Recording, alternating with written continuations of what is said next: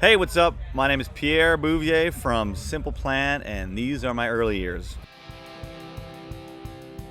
My first band practice with Simple Plan was an interesting one because Chuck, the drummer, and I had a band previously to that one. We had a band for 7 years before that, but when we started Simple Plan, it was very interesting because I came into the band and they already had a couple of songs. So it was the first time in my life that I came into a band practice and listened to the band play a few songs, and I was like, oh, this is cool. I could jam with this. So it was at Chuck's parents' basement in Montreal. It was very loud, and his parents were not too stoked about it, but they weren't stoked about it for about 10 years, and they were still okay with it. But yeah, super fun, basement, jam practice.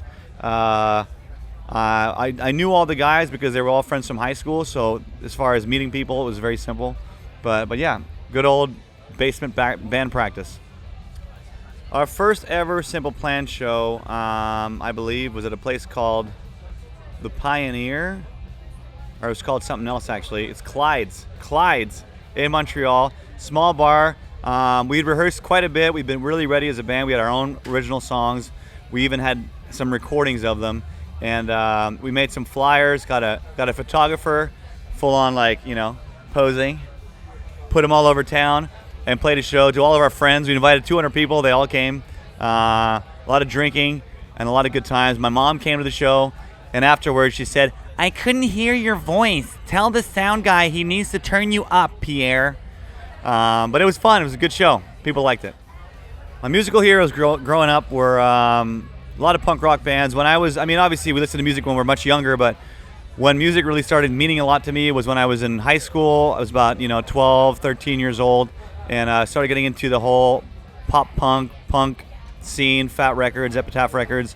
And my favorite bands back then would have been No Use for a Name, Face to Face, Lagwagon, NoFX, Bad Religion, which is funny because a lot of the bands are actually here today. El Jefe from NoFX was watching our show earlier.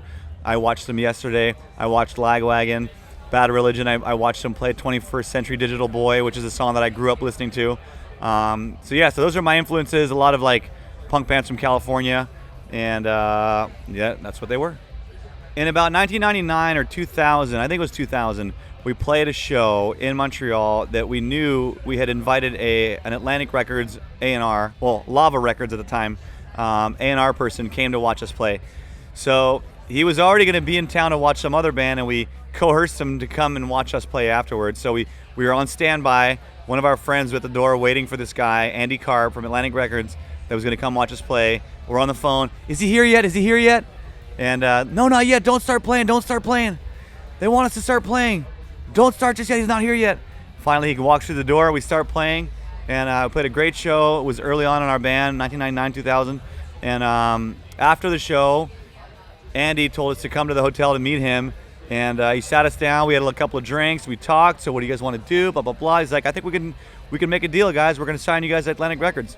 So we found out the day of the show that we got signed, or we were going to get signed. And it was incredible. Super awesome news. And, we celebrated, and we couldn't believe that this was happening to a band from Montreal, signed to a major label in New York. And it was an awesome, awesome adventure. Beginning of it all, really. I believe there was a few other band names before we chose Simple Plan.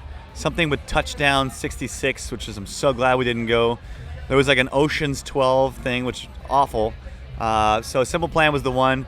It's funny because we were making our early demos, our early recordings, and our producer friend that was helping us out saw a movie the night before called A Simple Plan.